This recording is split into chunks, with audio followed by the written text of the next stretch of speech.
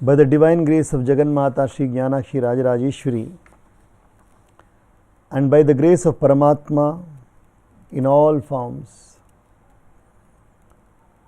we all are once again fortunate to listen to the glory of Paramatma in the form of Divine Mother.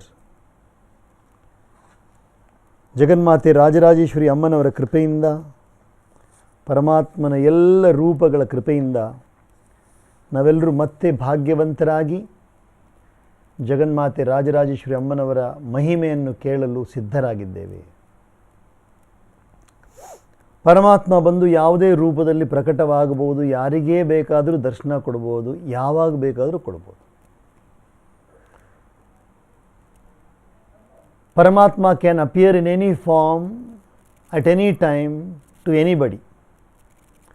This is the absolute freedom of Paramatma. But Paramatma also has got some divine inclinations, and those inclinations are toward the devotees. ಪರಮಾತ್ಮನಿಗೆ ವಿಶೇಷವಾದ ಒಂದು ಕಳಕಳಿಯೂ ಇದೆ, ಕಾಳಜಿಯೂ ಇದೆ. ಯಾರ ಕಡೆ ಅಂತ ಹೇಳಿದ್ರೆ ಭಕ್ತರ ಕಡೆ. If somebody is devoted to ಪರಮಾತ್ಮ, ಯು ವಿಲ್ ಫೈಂಡ್ ದಟ್ ಪರಮಾತ್ಮ definitely favours that person. So ಈ ರೀತಿಯಾದ ಒಂದು ವಿಶೇಷವಾದ ಪರಮಾತ್ಮನ ಗುಣದ ಕಾರಣದಿಂದ ಭಕ್ತರು ಯಾವಾಗಲೂ ಪರಮಾತ್ಮನನ್ನೇ ಧ್ಯಾನಿಸ್ತಾ ಇರ್ತಾರೆ. Because of this special quality of Paramatma to be favourable to devotees, the devotees wouldn't like to spare even a moment. They wouldn't like to waste even a moment. They would like to always be engaged in communion with Paramatma. So among all the forms of Paramatma, the form of the Divine Mother is so very dear to everybody. ಪರಮಾತ್ಮನ ಎಲ್ಲ ರೂಪಗಳಿಗೆ ಅತ್ಯಂತ ಪ್ರಿಯವಾದ ರೂಪ ಯಾವುದಪ್ಪ ಅಂತ ಹೇಳಿದ್ರೆ ಜಗನ್ಮಾತೆಯ ರೂಪ. ಶಿವನ ರೂಪವು ಬಹಳ ಪ್ರಿಯವಾದದ್ದು, ಭಗವಂತನಾದ ಕೃಷ್ಣನ ರೂಪವು ಬಹಳ ಪ್ರಿಯವಾದದ್ದು, ಗಣಪತಿಯ ರೂಪವೂ ಪ್ರಿಯವಾದದ್ದೇ, ನಾರಾಯಣನ ರೂಪದ್ದು ಬಹಳ ಪ್ರಿಯವಾದದ್ದೇ, ಶ್ರೀರಾಮನ ರೂಪವು ಬಹಳ ಪ್ರಿಯವಾದದ್ದು, ಆಂಜನೇಯನ ರೂಪವು ಕೂಡ ಬಹಳ ಪ್ರಿಯವಾದದ್ದೇ. ಎಲ್ಲ ರೂಪಗಳು ಪ್ರಿಯವಾಗಿದ್ದರೂ ಕೂಡ ತಾಯಿಯ ರೂಪಕ್ಕೆ ಸಮಾನವಾಗಿ ಬಹಳ ವಿರಳ ಸಿಗೋದು. ತಾಯಿ ಬಂದು ಪರಿಪೂರ್ಣವಾದ ಕರುಣಾಮಯಿ. ಆ ಕರುಣಾಮಯಿಯ ರೂಪದಲ್ಲಿ ಬಂದು ನಮಗೆ ದರ್ಶನ ಸಿಕ್ಕಿದಾಗ ನಾವೆಲ್ಲ ಬಹಳ ಭಾಗ್ಯವಂತರು. ಆದ್ದರಿಂದ ಭಗವಂತನಾದ ವೇದವ್ಯಾಸರು ಆ ಪರಮಾತ್ಮನ ಮಹಿಮೆಯನ್ನು ದೇವಿಯ ರೂಪದಲ್ಲಿ ಸುಂದರವಾಗಿ ವರ್ಣನೆ ಮಾಡ್ತಾ ಬರ್ತಾ ಇದ್ದಾರೆ. ಮೊದಲನೇ ಸ್ಕಂಧದ 12ನೇ ಅಧ್ಯಾಯ ನಡೀತಾ ಇದೆ. ಸುದ್ಯುಮ್ನನೆಂಬ ರಾಜ ಹೇಗೆ ಇಳೆಯಾಗಿ ಪರಿವರ್ತನೆ ಆಗಿ ಕೆಲವು ಕಾಲ ಸ್ವಲ್ಪ ಕಾಲ ಮತ್ತೆ ರಾಜನಾಗಿಯೂ ಸ್ವಲ್ಪ ಕಾಲ ಮತ್ತೆ ಹೆಂಗಸಾಗಿಯೂ ಬಾಳ್ತಾ ಇರಬೇಕಾದ್ರೆ ಪ್ರಜೆಗಳಿಗೆ ಸಮಾಧಾನವಿಲ್ಲ. ಒಮ್ಮೆ ಆ ರಾಜ ಬಂದು ಮತ್ತೆ ಕಾಡಿಗೆ ಹೋಗಿರಬೇಕಾದ್ರೆ ಆ ಸುದ್ಯುಮ್ನೆಂಬ ರಾಜ ಏನು ಮಾಡಿದ್ದಾನೆ, ತನ್ನ ಮಗನಿಗೆ ರಾಜ್ಯವನ್ನು ಒಪ್ಪಿಸಿಬಿಟ್ಟು ಪುರೂರವನಿಗೆ ಒಪ್ಪಿಸಿಬಿಟ್ಟು ಅವನು ಮತ್ತೆ ತಪಸ್ಸಿಗೋಸ್ಕರ ಆ ಕಾಡಿಗೆ ಹೋಗಿದ್ದಾನೆ. Pururava, the Raja Sudyumna, who was for few days he was a woman and for few days he was a man. Now he wants to go for continuous tapasya since his son has grown up. Pururava is his son, so he has handed over the kingdom to Pururava and then he has now retired to the forest. He went to a beautiful forest variegated with all sorts of trees and got from the Devarshi Narada the excellent mantra of the Bhagavati Devi consisting of 9 letters. He began to repeat it incessantly with heart filled with love.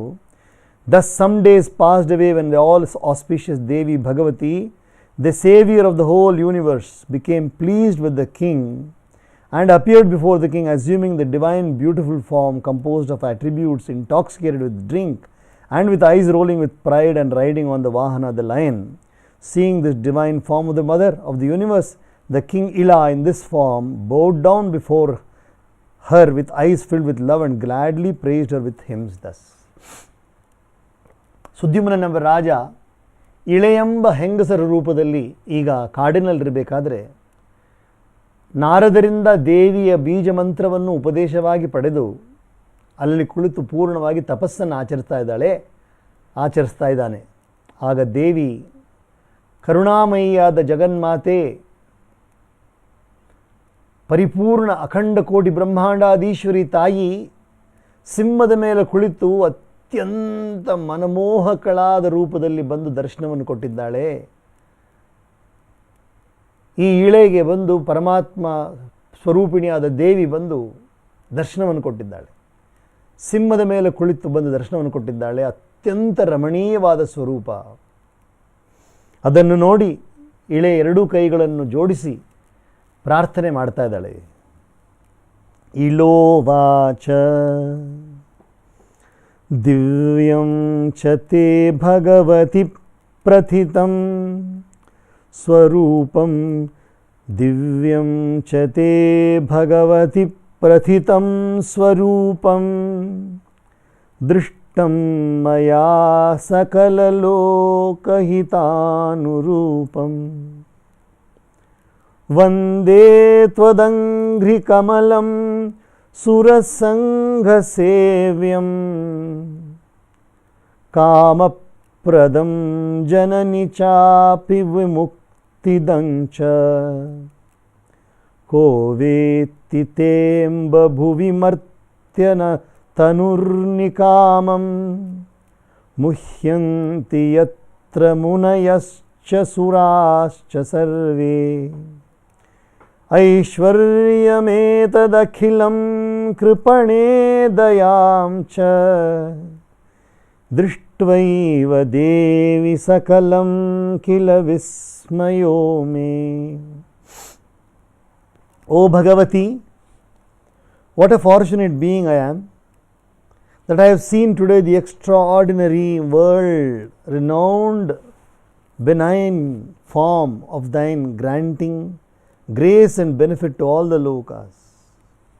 I therefore bow down to thy lotus feet, granting desires and liberation, and served by the whole host of the devas. O mother, what mortal is there on this earth who can fully comprehend thy glories, when all the devas and munis get bewildered in trying to know of them? He Devi, he Bhagavati, ಎಂಥ ಭಾಗ್ಯವಂತಳು ನಾನು. ಈಗ ನಾನು ವಿಶ್ವಪ್ರಸಿದ್ಧವಾದ ನಿನ್ನ ಕರುಣಾಮಯ ರೂಪವನ್ನು ನಾನು ಈ ಲೋಕಕ್ಕೆಲ್ಲ ಲೋಕಗಳಿಗೂ ಆನಂದವನ್ನು ನೀಡುವ ರೂಪವನ್ನು ನಾನು ನೋಡಿದ್ದೇನೆ. ಅದಕ್ಕೋಸ್ಕರ ನಾನು ನಿನ್ನ ಕಾಲಿಗೆ ತಲೆಬಾಗಿ ನಮಸ್ಕಾರ ಮಾಡುತ್ತೇನೆ, ಪಾದಗಳಿಗೆ. ನಿನ್ನ ಪದ್ಮಪಾದಗಳು ಎಲ್ಲ ರೂಪವಾದ ಎಲ್ಲ ರೀತಿಯಾದ ಆಸೆಗಳು ಕೊಡುವುದು, ಮತ್ತು ಮುಕ್ತಿಯನ್ನು ಕೊಡುವುದು, ಮತ್ತು ಎಲ್ಲ ದೇವತೆಗಳಿಂದ ಕೂಡ ಸ್ತುತಿಸಲ್ಪಡುವ ಪಾದಗಳು ನಿನ್ನ ಪಾದಗಳು. ಈ ಪ್ರಪಂಚದಲ್ಲಿ ಯಾವತ್ತ ಮನುಷ್ಯ ತಾನೇ ಇದ್ದಾನೆ, ಅಥವಾ ದೇವ ಮುನಿಗಳಿಗೇ ಗೊತ್ತಿಲ್ಲದೆ ಇರೋ ನಿನ್ನ ಮಹಿಮೆಯನ್ನು ಪೂರ್ಣವಾಗಿ ಗ್ರಹಿಸಲು ಯಾವ ಮನುಷ್ಯನಿಂದ ಸಾಧ್ಯ? ಶಂಭುರ್ ಹರಿ ಕಮಲಜೋ ಮಘವಾರವಿಶ್ಚ ವಿತ್ತೇಶ ವಹ್ನಿವರುಣಾ ಪವನಶ್ಚ ಸೋಮಃ ಜಾನಂತಿ ನೈವ ವಸವೋಪಿ ಹಿತೆ ಪ್ರಭಾವಂ ಬುದ್ಧ್ಯೇತ್ ಕಥಂ ತವ ಗುಣಾನ ಗುಣೋ ಮನುಷ್ಯಃ. O Devi, I am thoroughly astonished to see thy glories and thy compassion towards the distressed and poor and helpless people. How can a human being who is devoid of attributes comprehend thy attributes, when Brahma, Vishnu, Maheshwara, Indra, Chandra, Pavana, Surya, Kubera and the 8 Vasus know not thy powers? He Mate, he Devi, ನಾನು ನಿನ್ನ ಮಹಿಮೆಯನ್ನು ನೋಡಿ ಪೂರ್ಣವಾಗಿ ಅಚಂಬಿತನಾಗಿದ್ದೇನೆ, ಆಶ್ಚರ್ಯಚಕಿತನಾಗಿದ್ದೇನೆ, ವಿಸ್ಮಿತನಾಗಿದ್ದೇನೆ. ನಿನ್ನ ಕರುಣೆಯನ್ನು ನೋಡಿ, ದೀನರ ಕಡೆ ನಿನ್ನ ಕರುಣೆಯನ್ನು ನೋಡಿ ಕೂಡ ನಾನು ಪೂರ್ಣವಾಗಿ ಆಶ್ಚರ್ಯಗೊಂಡವನಾಗಿದ್ದೇನೆ. ಏನೂ ಜ್ಞಾನವಿಲ್ಲದ ಈ ಮನುಷ್ಯ ನಿನ್ನನ್ನು ಹೇಗೆ ತಾನೇ ಅರಿಯುವನು? ಬ್ರಹ್ಮನಿಂದಲೂ ಸಾಧ್ಯವಾಗಲಿಲ್ಲ, ವಿಷ್ಣುವಿಂದಲೂ ಸಾಧ್ಯವಾಗಲಿಲ್ಲ, ಮಹೇಶ್ವರನಿಂದಲೂ ನಿನ್ನ ಮಹಿಮೆಯನ್ನು ಅರಿಯಲು ಸಾಧ್ಯವಾಗಿಲ್ಲ ದೇವಿ. ಚಂದ್ರನಿಂದಲೂ, ಇಂದ್ರನಿಂದಲೂ, ಕುಬೇರನಿಂದಲೂ, ಪವನದಿಂದಲೂ, ಸೂರ್ಯನಿಂದಲೂ ನಿನ್ನ ಮಹಿಮೆಯನ್ನು ಅರಿಯಲು ಸಾಧ್ಯವಾಗಲಿಲ್ಲ. 8 ವಸುಗಳಿಂದಲೂ ಕೂಡ ನಿನ್ನ ಮಹಿಮೆ ಅರಿಯಲು ಸಾಧ್ಯವಾಗಿಲ್ಲ. ಆಗ ಮನುಷ್ಯ ಹೇಗೆ ತಾನೇ ಅರಿತಾನು? ಜಾನಾತಿ ವಿಷ್ಣುರಮಿತ ದ್ಯುತಿರಂಬ ಸಾಕ್ಷಾತ್ ತ್ವಾಂ ಸಾತ್ವಿಕೀಮುದಧಿಜಾಂ ಸಕಲಾರ್ಥದಾಂ ಚ ಕೋ ರಾಜಸೀಂ ಹರ ಉಮಾಖಿಲ ತಾಮಸೀ ತ್ವಾಂ ವೇದಂಬಿಕೆ ನತು ಪುನಃ ಖಲು ನಿರ್ಗುಣಾಂ ತ್ವಾಂ. O Mother, Bhagavan Vishnu of unrivaled brilliance knows thee as a part of thine only as Kamala of Sattvagunas and giving one all one's desires. Bhagavan Brahma knows thy part only as the form made of Rajoguna, and Bhagavan Shankara knows thee as Uma, only made of Tamoguna. But O Mother, none of them knows thy Turiya form transcending all the gunas. He Devi, ಬ್ರಹ್ಮ, ವಿಷ್ಣು, ಮಹೇಶ್ವರರು ಅವರು ಮೂವರು ಕೂಡ ನಿನ್ನನ್ನು ಅವರವರ ಸಂಗಾತಿಗಳಾದ ಲಕ್ಷ್ಮಿಯಾಗಿಯೂ, ಸರಸ್ವತಿಯಾಗಿಯೂ, ಪಾರ್ವತಿಯಾಗಿಯೂ ಅರಿಯುತ್ತಾರೆ ಹೊರತು ನಿನ್ನ ತುರಿಯ ಅವಸ್ಥೆಯನ್ನು ಅವರು ಕೂಡ ಕಂಡಿಲ್ವಲ್ಲ ತಾಯಿ. ಯಾರೂ ನಿನ್ನ 3 ಗುಣಗಳಿಗೆ ಅತೀತವಾದ ತ್ರಿಗುಣಾತೀತಳಾದ ನಿನ್ನ ಸ್ವರೂಪವನ್ನು ಯಾರೂ ನೋಡಿಲ್ಲ.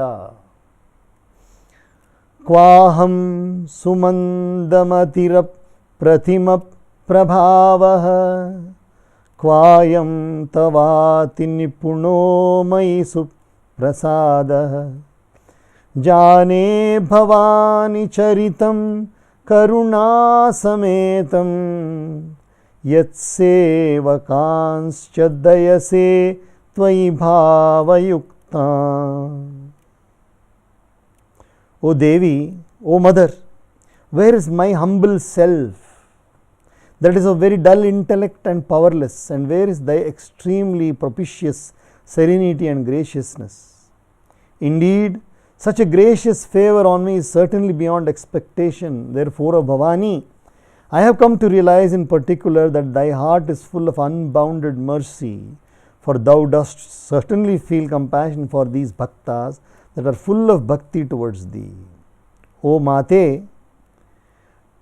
ಸಾಧಾರಣವಾದ ನಾನೆಲ್ಲಿ, ಅತ್ಯಂತ ಸರಳವಾದ ವಿನಯಪೂರ್ಣವಾದ ನನ್ನ ಜೀವಾತ್ಮ ಎಲ್ಲಿ, ಸ್ವಲ್ಪ ಕೂಡ ಮಂದಬುದ್ಧಿಯಾದ ಶಕ್ತಿಹೀನನಾದ ನಾನೆಲ್ಲಿ, ಹಾಗೂ ನೀನು ಅತ್ಯಂತ ಅದ್ಭುತವಾದ ಸ್ವರೂಪವನ್ನು ಹೊಂದಿರುವ ಕರುಣಾಮಯಿಯಾದ ಎಲ್ಲ ಗುಣಗಳನ್ನು ಹೊಂದಿರುವ ನೀನೆಲ್ಲಿ. ಆದರೂ ಕೂಡ ನೀನು ನನ್ನ ಮೇಲೆ ಇಷ್ಟು ಕರುಣೆ ಮಾಡಿ ನನಗೆ ದರ್ಶನ ಕೊಟ್ಟಿದ್ದೆಲ್ಲ ತಾಯಿ. ಆದರೆ ಒಂದು ಮಾತ್ರ ನನಗೆ ಚೆನ್ನಾಗಿ ಗೊತ್ತಾಗಿದೆ, ನಿನ್ನ ಭಕ್ತರ ಮೇಲೆ ನಿನಗೆ ಜಾಸ್ತಿ ಪ್ರೀತಿ ಅಂತ ನನಗೆ ಗೊತ್ತಾಗಿದೆ ತಾಯಿ. ನಿನ್ನ ಕರುಣೆ ತುಂಬಿರುವುದು ಕೇವಲ ನಿನ್ನ ಭಕ್ತರ ಕಡೆ. ಯಾರು ನಿನ್ನನ್ನು ನೆನೆಸ್ಕೊಳ್ತಾರೋ ಅವ್ರ ಕಡೆ ನೀನು ಖಂಡಿತವಾಗಿ ನೀನು ಒಲಿಯುತ್ತೀಯ, ಅದರಲ್ಲಿ ಸಂದೇಹವೇ ಇಲ್ಲ. ವೃತ್ತಸ್ತ್ವಯಾ ಹರಿರಸೌ ಯನಜೇಶಯಾಪಿ ನೈವಾಚರತ್ಯಪಿ ಮುದಂ ಮಧುಸೂದನಶ್ಚ ಪಾದೌ ತವಾದಿಪುರುಷ ಕಿಲ ಪಾವಕೇನ ಕೃತ್ವಾ ಕರೋತಿ ಚ ಕರೇಣ ಶುಭೌ ಪವಿತ್ರೌ. O Mother, what more shall I say than this, that Bhagavan Madhusudana Vishnu, though married to Kamala, born from only a part of thine, considers himself unfit for her and is therefore not happy that the fact that he, the Adipurusha, gets his feet shampooed by Kamala merely corroborates the fact that he wants his feet to become pure and all auspicious to the world by the holy touch of Kamala's hands. ಹೇ ದೇವಿ, ಭಗವಂತನಾದ ಮಧುಸೂದನಾದ ವಿಷ್ಣು ತನಗೆ ಸಂಗಾತಿಯಾಗಿ ಕಮಲೆಯನ್ನು ಪಡೆದಿದ್ದರೂ ಕೂಡ, ನಿನ್ನ ಅಂಶವಾದ ದೇವಿ ಲಕ್ಷ್ಮಿಯನ್ನು ಪಡೆದಿದ್ದರೂ ಕೂಡ ಅವನ ಯಾರು ಭಗವಂತನಾದ ನಾರಾಯಣ ಅಂದ್ಕೊಳ್ತಾರಂತೆ, ನಾನು ಈ ಲಕ್ಷ್ಮಿಯ ಯೋಗ್ಯನಲ್ಲ, ಲಕ್ಷ್ಮಿಗೆ ಗಂಡನಾಗಲು ಯೋಗ್ಯನಲ್ಲ ಅಂತ ಅಂದ್ಕೊಳ್ತಾರಂತೆ. ಆದರೂ ಕೂಡ ದೇವಿ ಲಕ್ಷ್ಮಿ ಆನಂದವಾಗಿ ಭಗವಂತನಾದ ನಾರಾಯಣನ ಪಾದವನ್ನು ತೊಳೆಯೋದು ಏನಕ್ಕಪ್ಪ ಅಂತ ಹೇಳಿದ್ರೆ, ಭಗವತಿಯಾದ ದೇವಿ ಲಕ್ಷ್ಮಿಯ ಕೈಯಿಂದ ತೊಳೆದ ಕಾರಣದಿಂದ ಆ ಎರಡು ಪಾದಗಳು ಪವಿತ್ರವಾಗ್ತವಂತೆ. Look at this beautiful comparison. Bhagavan Sri Narayan, although he has Devi Lakshmi for his consort, he is not at all, happy, because he says that I am ineligible to be the husband of Bhagavati Devi Lakshmi. And if at all overruling this fact, Devi Lakshmi is washing the feet of Bhagavan Narayan, it is only because these feet will become pure because water has touched the hands of Lakshmi Devi. वाञ्छत्यहो हरिरशोक इवाति कामं पादाहति प्रमुदितः पुरुषः पुराणः तां त्वं करोषि रुषिता प्रणतं च पादे इष्ट्वा दृष्ट्वा पतिसकलदेवनुतं स्मरार्थम्.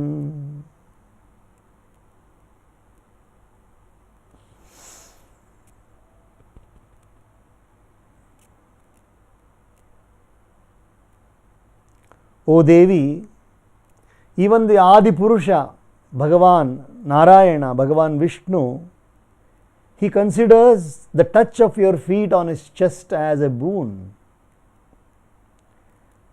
because he is completely overpowered by Smara or Kamadeva. When you touch Bhagavan Narayana, even with your feet also, he accepts it gladly, in fact very happily, because it is so sacred a touch. वक्षस्थले वससि देवी सदैव तस्य पर्यकवत् सुचरिते विपुलेति शान्ते सौदामनीव सुघने सुविभूषिते च किन्तेन वाहनमसौ जगदीश्वरोऽपि. O Devi, when thou always residest on the calm broad chest as if on a great cot, adorned beautifully of Bhagavan Vishnu as lightning in deep dense blue clouds, then it is without doubt that he, becoming the Lord of the universe, has surely becoming thy Vahana on account of carrying thee on his chest. Hey Devi, the whole world knows that you are residing in the heart of Bhagavan Vishnu, or on the chest of Bhagavan Vishnu. The curled hair which is there on the chest of Bhagavan Vishnu, that is considered as Devi Lakshmi. ಭಗವಂತನಾದ ವಿಷ್ಣುವಿನ ಎದೆಯಲ್ಲಿರುವ ಆ ಗುಂಗುರು ಕೂದಲಿದೆಲ್ಲ, ಆ ಕೂದಲು ಬಂದ್ಬಿಟ್ಟು ಭಗವತಿ ಲಕ್ಷ್ಮಿಯಾಗಿ ಭಾವಿಸಲ್ಪಟ್ಟು ಆ ಭಗವತಿ ಲಕ್ಷ್ಮಿ ನಿರಂತರವಾಗಿಯೂ ವಕ್ಷಸ್ಥಲದಲ್ಲಿ, ಭಗವಂತನಾದ ನಾರಾಯಣನ ವಕ್ಷಸ್ಥಲದಲ್ಲಿ ನಿವಾಸ ಮಾಡ್ತಾಳೆ. ಹಂಗಿರಬೇಕಾದ್ರೆ ಎಲ್ಲರೂ ಏನು ಹೇಳ್ತಾರೆ, ನೀನು